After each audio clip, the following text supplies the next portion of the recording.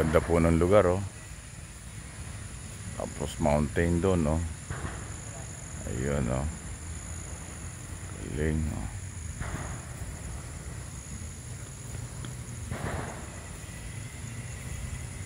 Tapos mayroong water, running water doon, oh. Galing.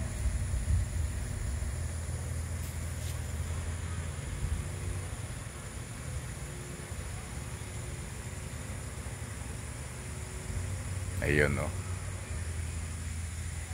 Isa po ito sa mga magagandang lugar na pinupuntahan dito sa Lipa. Sa Lipa, Province of Batangas. Ayan po yung mga bahay, oh. Ito po yung mga villa. Yung medyo may kamahalan. Ito yung sinasabi ko dun sa isang video ko na bawat isang bahay 53 to 56,000 pesos per day. So overnight lang 56,000 na kaagad. Pero ang ganda po niyan, centralized ang aircon niyan. Tapos napapalibutan itong napakaganda at napakaraming mga puno. Paikot-ikot po yan. Napakalawak nito.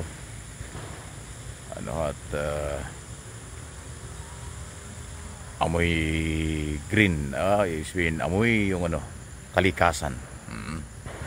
Ayan po.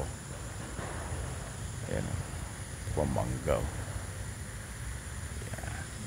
Yan, bawat po isang bahay, yan po yung bawat isang ganyan, yan, oh. Yung may nakalagay, ayan, oh. Mahogany Villas. Ayan, oh, isang bahay yan. Ganyan pong kalalaking bahay ang tinitirhan dito. At hindi po ito basta napupuntahan. Kailangan dito may reservation ka at hindi ka makapasok kung wala kang reservation dito. Hindi ka makapasok dito sa private farm na ito kung wala pong reservation ka para mag-relax or magbakasyon or kung ano man. Iyan, no. May mountain, no, katabi, oh. Kaya pag ganitong oras na hapon ay makulimlim na malamig. Lahat ng mga bilya na ito, ng mga bahay na ito, centralized yung aircon. Tapos paglabas mo, ano naman, malamig na rin dahil nga nitong puro puno. Ayan. Mga bahay nasa gitna ng yan, bahay na naman ito. Mga bahay nasa gitna ng mga puno, kaya malamig dyan at malinis. Malinis na hangin. Ayan, oh. Ayan. Ayan, okay. Ayan, oh, tubig, oh. Hindi lang gaano malinis yung tubig dito. Tsaka ang dami rito ng pool. Ilan yung nakita ko rito, parang 4 yata yung pool, may pambata.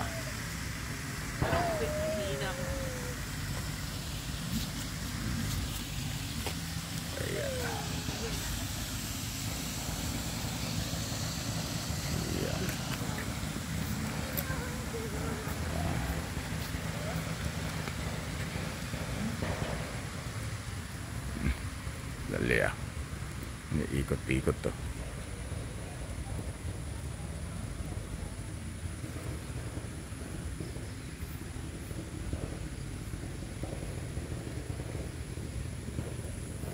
Pinakikita ko po to sa inyo para makarelax naman tayo. Total, Paskong Pasko, eh.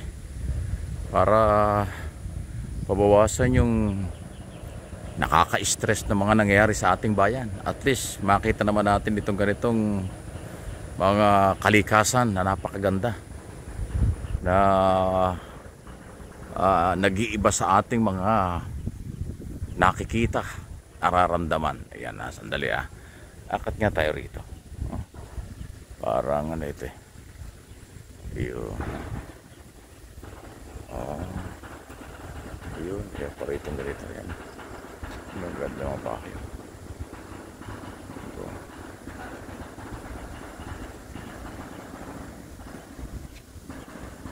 Yan, ito mo yung bahay na. Isipin mo kung diyan ka matutulog sa bahay na yan. Bubong na lang yung nakikita, di ba? Puro puno yan. Yan lamig. Tapos paglabas mo ng ano, ang bango. Amoy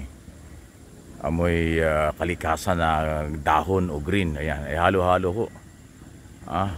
May bamboo, may mango, coconut, kung ano-ano. So, ayan po. Ayun, ha. Ayan, ha. Dali, ito ba dito? Ayan, tubig yan. So, punta ron hanggang doon. Okay.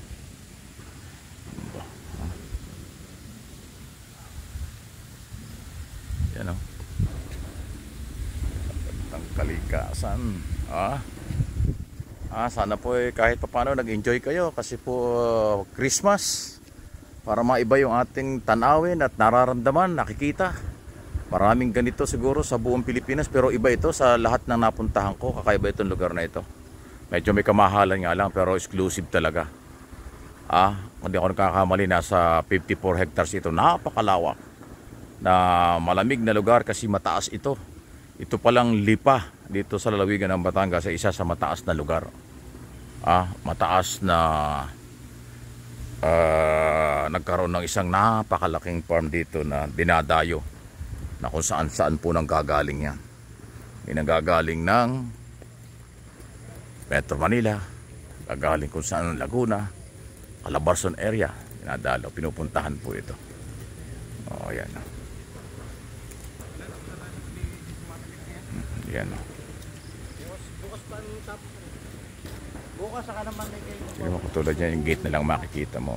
Nasa loob ng bahay. So, sobrang tahimik. Malinis yung loob po niyan. Lahat ho ng mga belya rito, ito mga bahay na ito, malalaki at malinis. Ayan, katulad ng bahay na ito. Ayan, ayan, tapat ko lang sa inyo. Ayan, diba, malaking bahay din yan. Kung ilan ang kwarto niyan. Centralized ang aircon. Okay. At maayos po yung mga facilities, mga gamit sa bahay. Pati ho yung buong compound na ito, daming facilities. Pwede kang mag-gym, mag-swimming, pwede kang makaka-relax talaga. Maraming lugar na nasa gilid-gilid ng mga puno at makaka-relax ka talaga. Yun po yung lugar na ito. Okay? So, Merry Christmas po sa ating lahat at Happy New Year na rin. Advance Happy New Year sa mga Pilipino dito at sa abroad. Ayan, oh. Ayan, oh. Ito yung isa sa mga, ito po yung bahay na tinirahan namin. Ayan, oh. Ayan, oh. Ayan, oh. Yan, ito. Ayan, oh. Yan po yan. Okay.